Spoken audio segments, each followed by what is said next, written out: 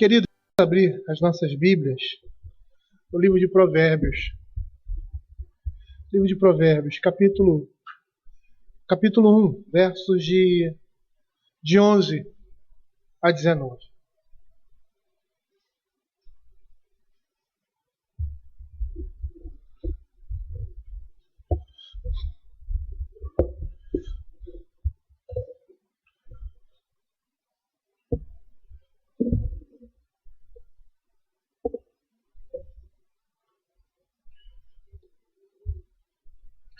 Nós vimos na exposição anterior que o corpo desse trecho, os versos de 8 a 19, eles tratam mais detalhadamente de uma situação sedutora com relação ao pecado. E por mais que aqui esteja se falando de morte,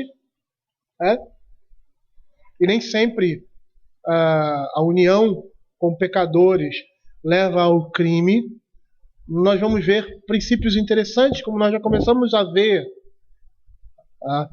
semelhantes a se unir aos pecadores e a sedução que esses homens produzem ou proporcionam para nós, para que nós nos juntemos a eles. Nós vimos que essa situação sedutora, ela é traduzida aqui pelo Pai que fala. Não são os pecadores, mas é a tradução desse discurso que esses homens empregam quando querem aliciar companheiros para, junto a eles, pecarem contra o Senhor. Vamos orar inicialmente. Senhor, queremos te agradecer pela tua palavra e te pedir que o Senhor fale aos nossos corações, ó Pai, acrescentando tudo aquilo que já ouvimos ao nosso entendimento. É o que nós pedimos, em nome de Jesus. Na semana passada eu enfatizei no verso 11, o verso 11 que diz assim: se disserem, vem conosco, embosquemo-nos para derramar sangue, espreitemos ainda que sem motivos inocentes, traguemos-nos vivos como abismo, inteiros como os que descem a cova. Como uma comunhão que está sendo oferecida. Quando ele diz, vem conosco, está sendo oferecida uma comunhão a esse rapaz, a esse jovem, para que ele participe de um ato ou de um grupo para que possam cometer pecado. E é interessante porque aqui esse chamado, essa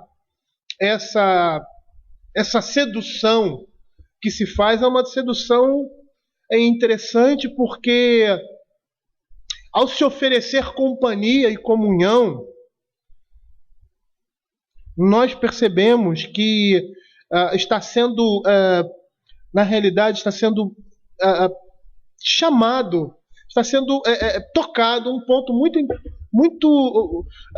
muito sensível, a palavra é essa, na nossa vida, que é o desejo que temos de ter comunhão com outros. E esse desejo que temos em ter comunhão com outras pessoas é um desejo legítimo, é uma coisa que Deus colocou no coração do homem. O homem, ele vive em sociedade, ele vive em comunidade, ele tem necessidade das outras pessoas. E eles estão seduzindo aquele jovem a participarem com eles de um crime, de um pecado, tocando nessa questão. Aí eles continuam, na realidade, o discurso do Pai, quando ele diz assim, vem conosco, embosquemo-nos para derramar sangue. E é interessante que esse verso, geralmente ele era utilizado para espreitar animais. Ou seja, ele está dizendo, vamos fazer uma armadilha. E nós percebemos claramente aqui que essa era uma trama planejada contra uma vítima infeliz e que não teria nenhuma chance de escapar. E essa imagem que você vê ali nos versos 16 e 17, quando ele faz essa comparação com a ave que está sendo armadilhada, uma ave que está sendo tocaiada por alguém. E a maneira como eles fazem isso é de uma maneira fria e calculista. No verso 12, nós vemos isso. A maneira como eles executam o seu plano mostram essa frieza. Traguemo-los vivos, como abismo inteiros, como os que descem a cova. É interessante a gente perceber, às vezes, alguns paralelos. Por exemplo, nós dissemos que pecadores, aqui no original, né, que tem a ideia de alguém que está pronto a receber os juízos de Deus por causa das suas atitudes, por causa das suas obras. Ou seja, as suas obras, aquilo que eles fazem, demonstram que eles são culpados. E por causa dessa culpa que cai sobre eles, a ira de Deus está sobre eles. Mas o paralelo com esse texto, com essa expressão, são as pessoas a que eles se voltam. São pessoas inocentes. Pessoas que não têm culpa. Pessoas que estão nessa situação, limpas. Ou seja, essas pessoas que são alvo desses homens, são vítimas. E vítimas infelizes. E a ideia aqui é de alguém que trama uma morte violenta.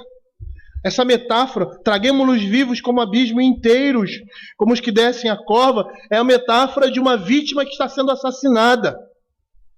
E essas expressões que ele usa, embosquemos, traguemos, são expressões que traduzem desejos pecaminosos para matar as suas vítimas. Vítimas inocentes, ou seja, livres de culpa. O assassinato que acontece aqui, a trama, o plano que se desenvolve aqui, é contra pessoas livres de culpa. São pessoas que estão sendo assassinadas, estão sendo lesadas, sem culpa alguma. E dessa forma, o pai aqui ele está retratando a monstruosidade do ato desses homens. Lembra o que eu falei anteriormente? Que se todas as vezes que fôssemos seduzidos pelo diabo, pelo mundo, pela nossa própria carne, diante de nós fossem colocadas as consequências dos nossos atos, e eu gostaria de lembrar o que nós falamos na semana passada, se ali no caso de Eva, quando Satanás chega para ela e diz assim, olha, se você comer, você vai causar uma completa destruição na humanidade. Os homens vão para o inferno. Você vai estar sempre querendo se levantar contra o seu marido, a sua própria casa vai estar se levantando contra você. E você vai estar dizendo para Deus, eu não aceito a sua direção na minha vida, eu odeio. Será que se ele dissesse isso, Eva faria o que ela fez? Mas ele a seduziu. De tal forma que ela só viu o lado positivo do pecado. Árvore bela aos olhos, boa para se comer e para dar entendimento. A linguagem do pai aqui, ele pega o convite desses homens, o convite do mundo, para nos associarmos a ele, para aquele jovem inexperiente na vida, como nós vimos lá, simples. Ele pega esse discurso e ele descortina esse discurso. Ele mostra a realidade, que esses homens estão sendo motivados pela ganância, e enfatiza a monstruosidade do ato deles contra tudo o que é errado. Geralmente é isso que os pais fazem, né? Às vezes os nossos filhos, dependendo da sua idade, até mesmo às vezes adultos, jovens, e aí nós chegamos, olha, você não está percebendo que a situação é essa, que isso significa isso. Pela experiência que nós temos. E aí o filho deveria ouvir o ensino do pai para que fosse diadema e coroa. No verso 2, que nós já falamos essa linguagem aqui, a ideia é que eles atingem suas vítimas imprudentes e descuidadas. Ou seja, essas pessoas elas foram pegas, esse sangue inocente eles foram armadilhados, mas eles estavam de forma descuidada, estão pegados como um terremoto, antes que possam se proteger. E a maneira como eles falam demonstra claramente que esse é um comportamento, é um hábito, é um padrão de vida deles. Haja visto o que nós já falamos anteriormente sobre o nome pecadores aqui, que é o mesmo lá, está no Salmo capítulo 1. Homens que vivem na prática do pecado e que por causa disso a ira de Deus está sobre eles. Mas é interessante que nós podemos observar aqui que essas vítimas, elas estão em plena saúde. Pelas palavras que estão sendo empregadas, não são pessoas velhas, enfermas, que estão esperando a morte, elas são pegas de surpresa. Traguemo-los vivos como abismo inteiros, como os que descem a cova. Elas são pegas de surpresa, ou seja, os pecadores estão liquidando inocentes, não culpados, e fazem isso de forma prematura, de uma forma completa e inesperada, como nós vemos na parábola dos lavradores maus, lá em Mateus capítulo 21, verso 38 e 39, que diz assim: Mas os lavradores, vendo o filho, disseram entre si: Este é o herdeiro, ora, vamos, matemo-lo e apoderemo-nos da sua herança. E agarrando-o, lançaram-no para fora da vinha e o mataram. Dessa forma, o inocente ele está sendo assassinado. E esses devem esperar por justiça. E é interessante isso, porque a justiça vai vir além do túmulo. O Senhor vai julgar e vai trazer justiça a esses homens. Como no caso de Caim. Lembram no caso de Caim, que assassinou Abel? Ele provoca a morte prematura de Abel. E depois, Caim teve uma vida normal. E qual é o juízo que caiu sobre ele? O sangue de Abel clamava. E aonde Caim recebe esse juízo sobre os seus pecados? Eu creio que todo pecado, e a Bíblia diz isso, traz consequências nesse mundo. E é isso que o texto aqui vai estar dizendo. Os atos que praticamos têm consequências. Mas que muitas vezes nós não devemos esperar nesse mundo e na nossa existência o juízo, a reparação por aquilo que fizeram conosco. A maneira como o pai apresenta aqui esse sangue inocente é de uma pessoa que está viajando, de um viajante, de um estrangeiro, de alguém de passagem, que sofre uma morte prematura na mão de homens, de pecadores que são corruptos, que tripudiam aqui a sua morte, a sua sepultura. E para que a justiça seja feita, nós vamos esperar sermos vingados e livrados de uma morte futura. Esses homens, eles vão responder diante do Senhor, se não respondem aqui nesse mundo. Esse é o juízo final. Para as vítimas, a morte não é a última palavra. Senão como ficariam os mártires que morreram em Cristo? Mas haverá um dia que o Senhor vai julgar todos os pecadores e impenitentes e todos aqueles que se voltam contra os inocentes, que se voltam contra os filhos de Deus injustamente e tentam destruí-lo. Eu não sei se vocês se lembram que lá em Apocalipse, quando ele fala lá quanto aos assassinos, quanto aos idólatras, e assassinos ali não são as pessoas que matam, propriamente dito, mas são aqueles que mataram os mártires, que mataram os crentes e vão responder diante do Senhor. Não que matar uma pessoa não seja pecado e não sofra o juízo de Deus, mas ali no Apocalipse Ele está se referindo, sim, à perseguição à igreja. Os filhos do maligno perseguindo os filhos dos crentes.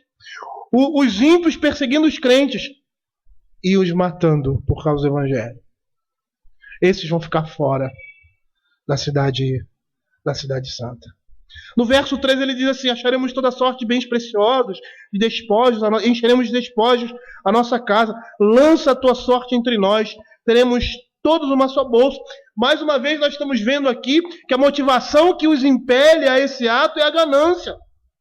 E que de uma certa forma eles são levados a confessar.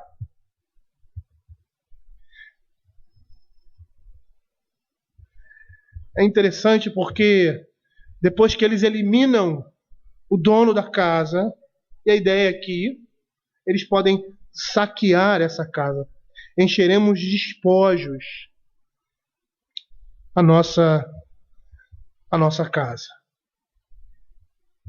E uma coisa que não fica muito claro a nós na tradução, mas esse termo casas aqui indicam que eles faziam parte de uma sociedade bem estabelecida. Ou seja, eles não eram bandidos, eles não eram marginais que viviam à margem da sociedade.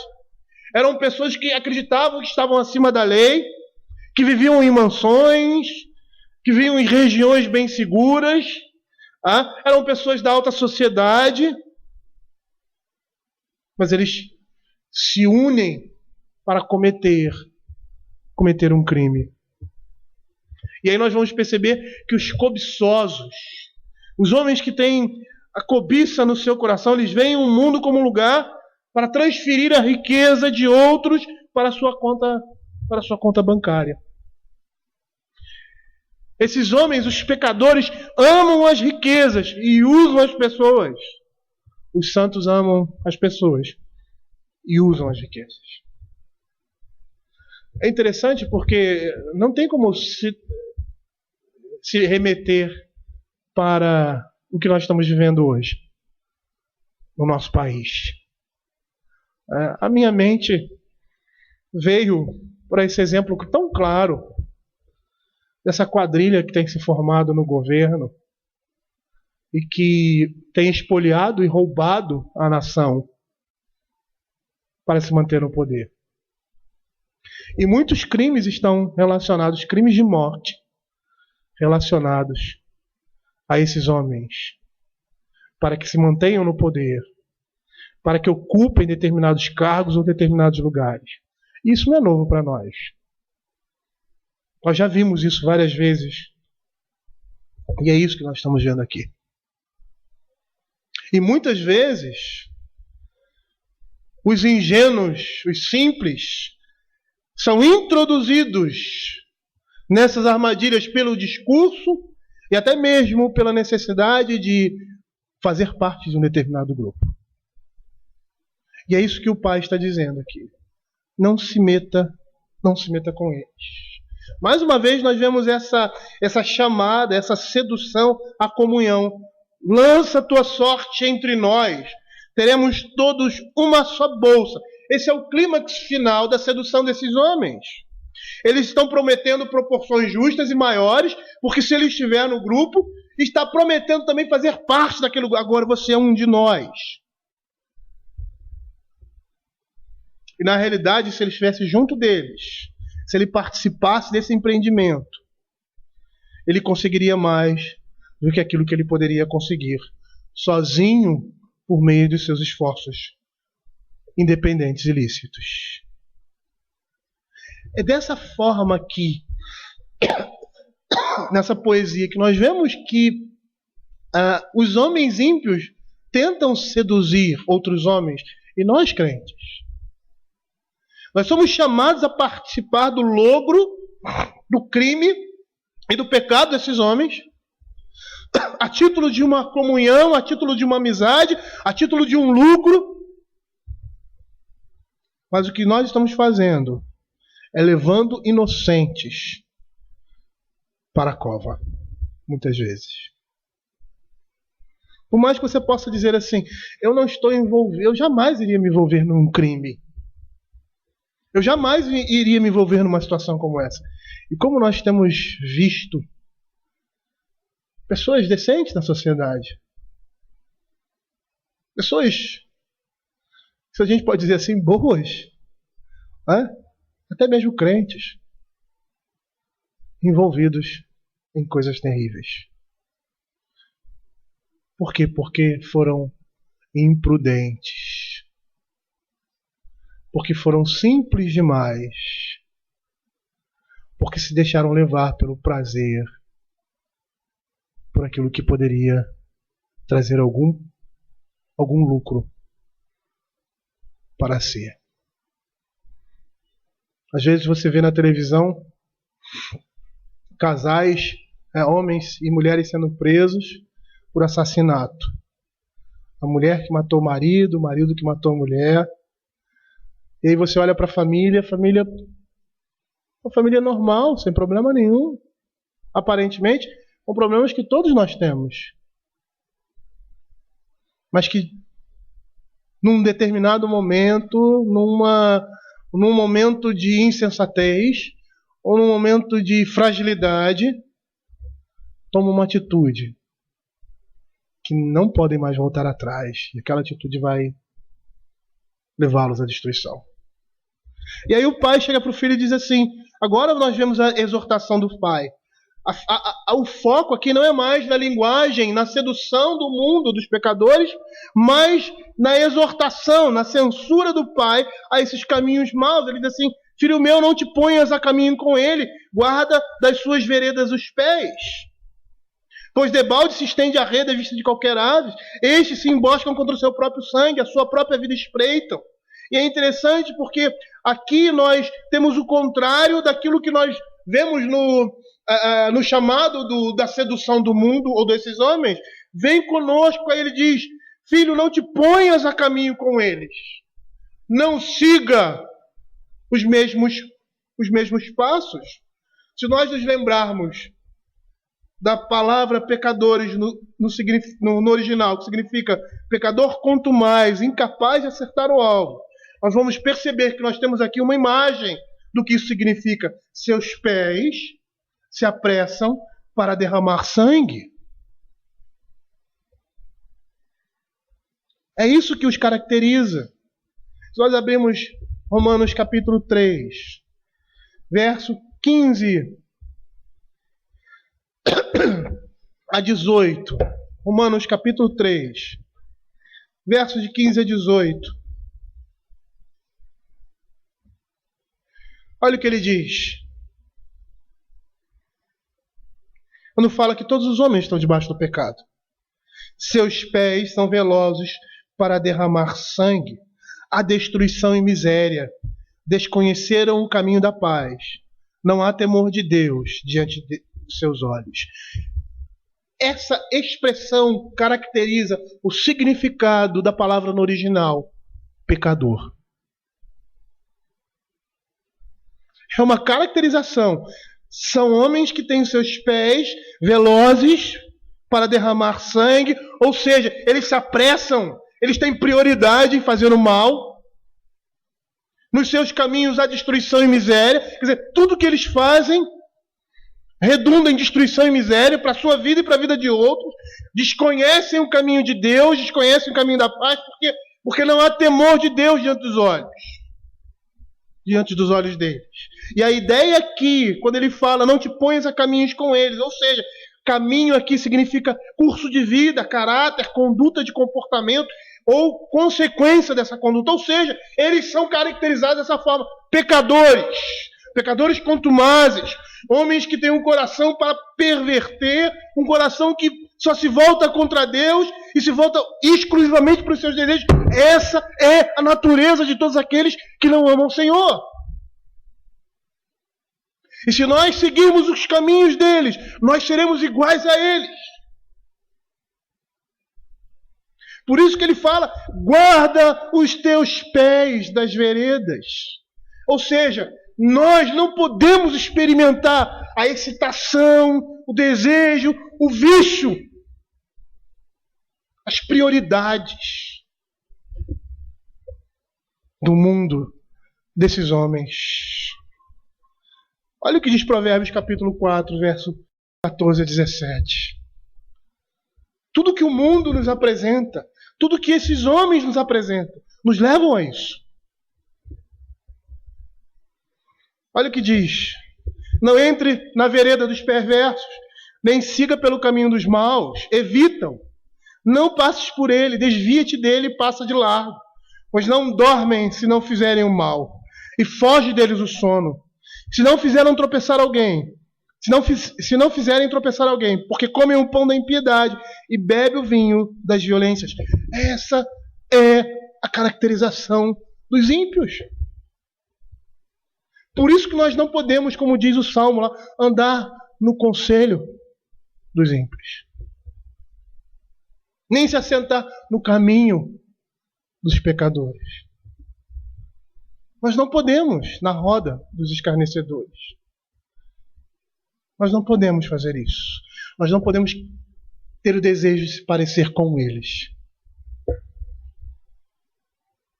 Porque os seus pés correm para o mal. Agora, é interessante essa expressão aqui, porque há um duplo sentido aqui. Temos aqui duas possibilidades de interpretação. A primeira, porque os seus pés correm para o mal, é a ideia da compulsão de fazer aquilo que é reprovável diante de Deus. Ou seja, é isso que o caracteriza como pecador. Ter a compulsão, ter o desejo de fazer tudo aquilo que é reprovável diante de Deus. Como nós vemos lá em Efésios, que fala sobre a morte do homem. Ou seja, do homem no seu estado antes de Cristo. Ali os crentes em Efésios no seu estado antes de Cristo. Eram presos por Satanás, mas também tinham prazer naquilo que faziam.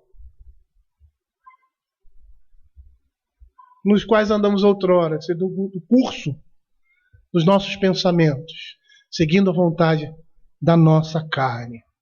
E éramos, por natureza, filhos da ira, como também os demais.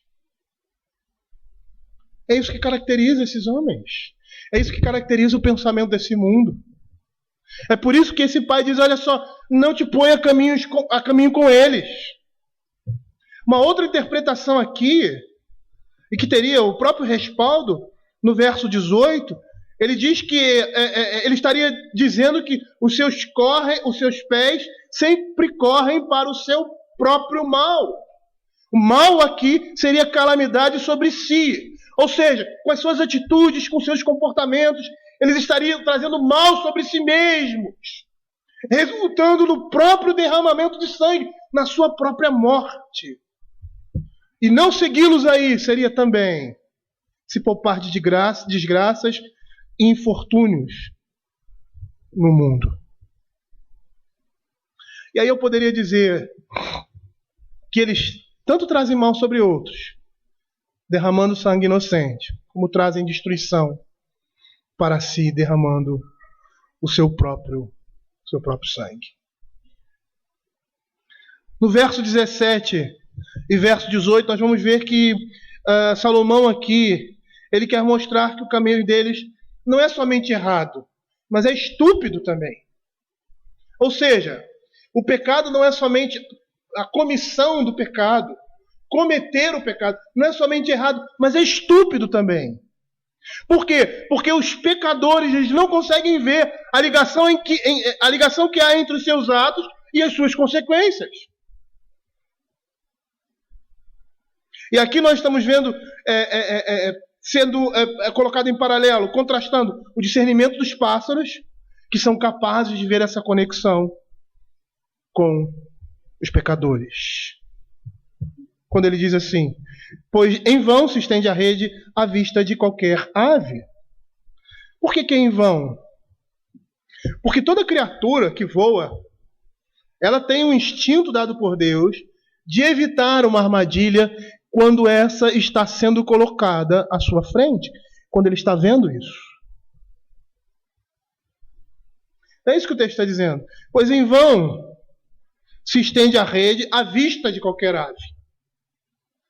Percebam que todas as vezes que nós colocamos, alguma armadilha para pássaros ou coisa assim, o que acontece?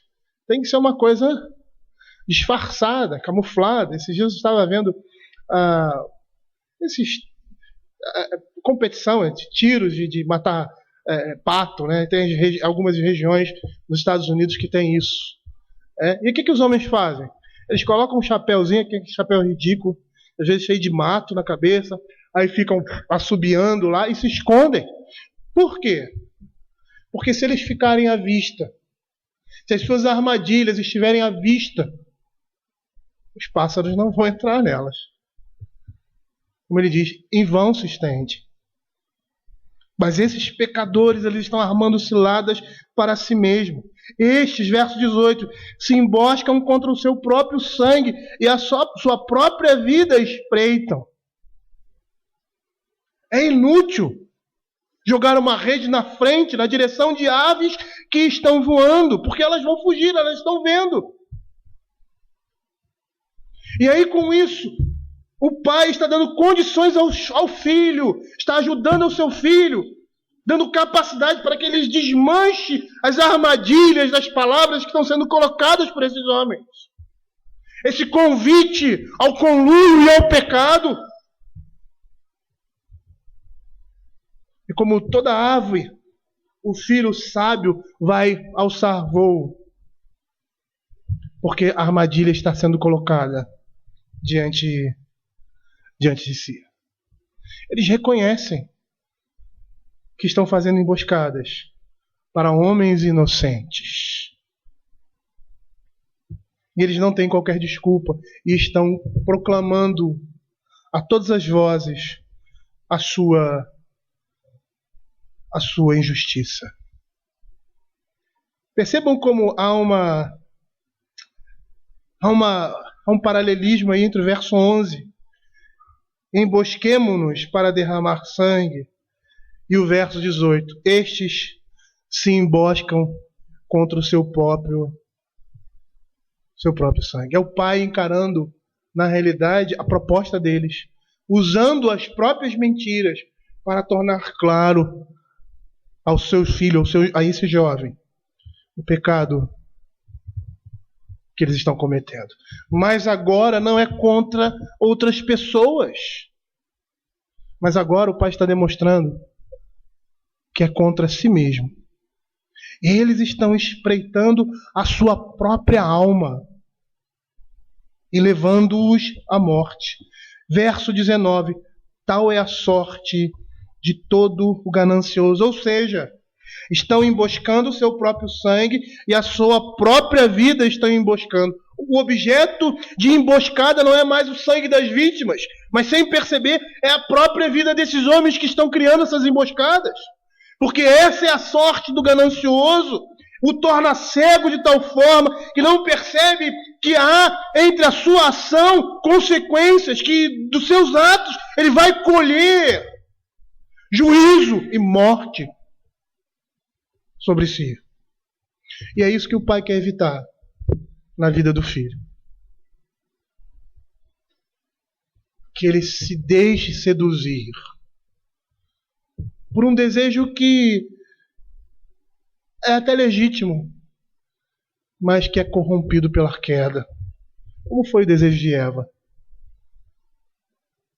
Um desejo de participar, de ter comunhão, um desejo lícito de crescer, de enriquecer, mas que está sendo corrompido, deturpado por causa do pecado. E no verso 19, nós vemos aí a consequência daqueles que são gananciosos. Ou seja, daqueles que querem ter lucro por meio violento, por meio injusto, ou por outro meio qualquer, que não seja através do esforço e do trabalho. E esse lucro injusto, ele vai se agarrar ao criminoso, a essa pessoa, e vai destruí-lo completamente. É interessante porque Jesus tem uma frase que mostra esse princípio universal que nós estamos vendo aqui. Todos aqueles que lançam mão da espada, a espada perecerão. E aqui nós temos um princípio. Que princípio é esse? Que todos os atos que nós praticamos têm consequências. Ou seja, o pecado gera destruição, gera dano. É o que nós vemos lá em Gálatas, capítulo 6, verso 7. Abram.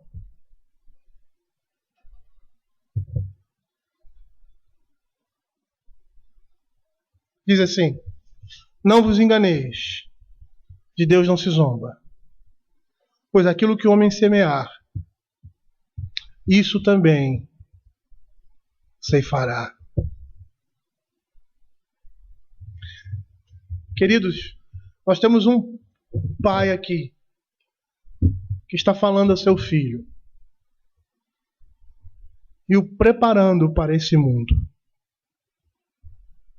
para que ele não seja presa fácil da mentira, do logro, das seduções do mundo, e assim esteja trazendo destruição para a sua própria vida e para a sua própria alma.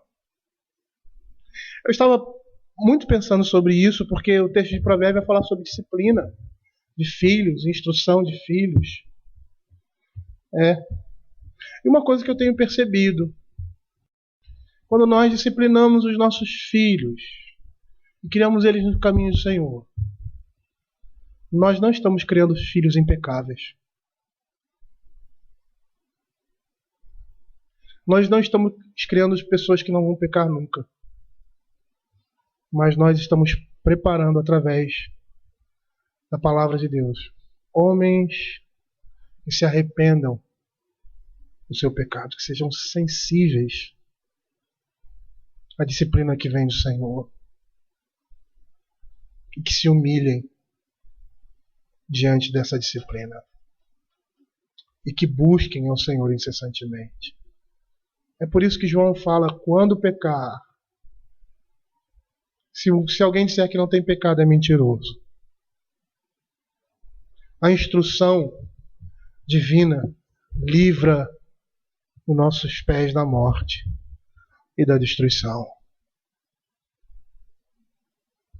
E é isso que esse pai quer fazer com seus filhos. Essa é a instrução básica de Israel. Guardar no coração do jovem, os mandamentos do Senhor. E esses mandamentos serão diadema, instrução e colares para os nossos pescoços. Vamos orar.